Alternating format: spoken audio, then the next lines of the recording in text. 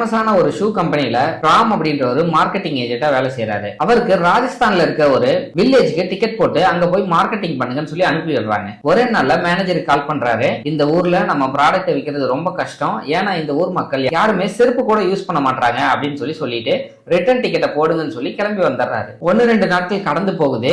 சோம் அப்படின்னு ஒருத்தரை புது மார்க்கெட்டிங் ஹெட்டா அப்பாயிண்ட் பண்ணி அவரையும் அதே ராஜஸ்தான்ல இருக்க ஒரு கிராமத்துக்கு மார்க்கெட்டிங்காக அனுப்பி வர்றாரு. சோம் அங்க போய் இறங்கி 4 மணி நேரத்திலேயே மேனேஜருக்கு கால் பண்றாரு. ராமாவது ஒரு நாள் எடுத்துக்கிட்டாரு, சோம் பாத்தீங்கன்னா 4 மணி நேரத்திலே கால் பண்றாரு. இந்த டைமும் பிளான் ஒர்க் அவுட் ஆகல அப்படின்னு சொல்லி மேனேஜர் பயத்தோட அந்த போனை எடுத்து அட்டன் பண்ணி பேசுறாரு. அந்த சைட்ல சோம் சொல்றாரு, இந்த ஊர்ல இருக்கிற மக்கள் யாருமே செருப்பு கூட போட மாட்டாங்க, இந்த ஊர்ல செருப்பு கடையோ ஷூ கடையோ எதுவுமே இல்ல, நம்ம தான் இந்த ஊர்ல ஃபர்ஸ்ட் ஸ்டோரையோ ஓபன் பண்ண போறோம், எல்லா ஸ்டாக்கையும் ஈஸியா வித்தரலாம் அப்படின்னு சொல்லி. இதை கேட்டது மேனேஜருக்கு ரொம்பவே ஆச்சரியமா போயிடுது. உடனே இருக்கிற எல்லா ஸ்டாக்கையுமே அந்த ஊருக்கு அனுப்புறாங்க.